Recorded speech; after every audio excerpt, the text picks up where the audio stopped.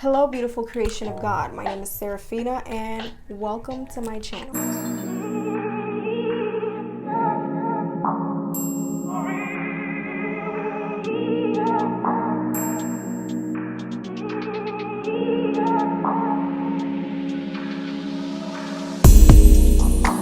I recently uploaded a video, which I'll insert in the description box below, and you can feel free to check it out after this video. In this video, I mentioned that God values lives, including the 930,000 lives of children who are aborted yearly in America. Someone who saw this post on another platform mentioned that I should stop pushing my religion and stop forcing single mothers to keep children that they can't afford, who then end up trafficked into prostitution and suffering from drug addiction and so on. I'm sure there are many people who think this way, but this is a very warped and skewed perspective. I don't consider myself religious, but since society labels a person like me who follows Jesus Christ as religious, I will defend my religion by making it clear that Christianity does not support women forcing themselves to raise children on their own. Christianity does not support a woman having to choose between aborting her own child or keeping a child that will grow up to suffer the consequences of not having all the tools. All of the financial, spiritual, mental, and emotional tools for a proper childhood upbringing. According to the Christian manual, the manual given to us by God, our Creator, the Bible,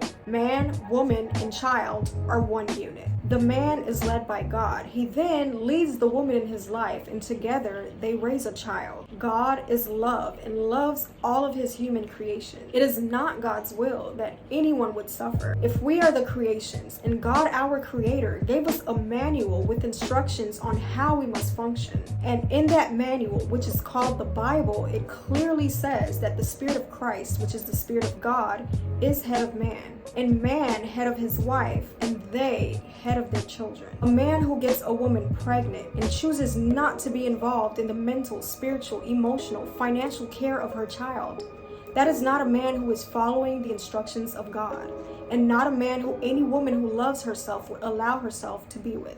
A woman who opens herself up sexually to a man whose words, thoughts, actions are not led by the instructions of God does not have the love of God for herself, and does not understand that inside of her is a portal of heaven, a sacred temple where God's Spirit dwells and brings to form the miracle that is his physical extension, the human being. A man who irresponsibly engages in sex with a woman who he's not in a marital commitment with and doesn't feel financially, mentally, spiritually, or emotionally obligated to should not feel entitled to access what's inside of her heavenly gates. He doesn't have the love of God for himself if he can just casually throw his seeds around and be so disconnected from the reality that every seed of his contains the DNA of God, the Most High being in existence. Disconnected from the truth that each seed, when cultivated in that garden, which is in between that woman's heavenly gates, will be a physical manifestation of his own godly potential. The fact that so many women are getting abortions, or that so many women who choose not to abort end up struggling to raise their children alone, and not having the proper tools to raise healthy, wealthy, happy individuals who add instead of subtract from society, is not God's doing. These are consequences of our own mistakes, or the result of us humans exercising our own will outside of God's. God did not tell me to make those bad decisions with the partners that I engaged with, or to choose the destructive lifestyle that I loved at one point in my life. I felt that I was free and liberated from making those decisions contrary to God's instructions. And the negative consequences that I had to face were proof that I was not liberated in actuality, but I was a slave to my own flawed thinking and actions. God loves us so much that he chose not to impose his will on us. He chose to give us the option to love him back, and in turn, truly love ourselves. My message today is to help you understand that God loves you and he created you. A creator understands his creation and how it is meant to function.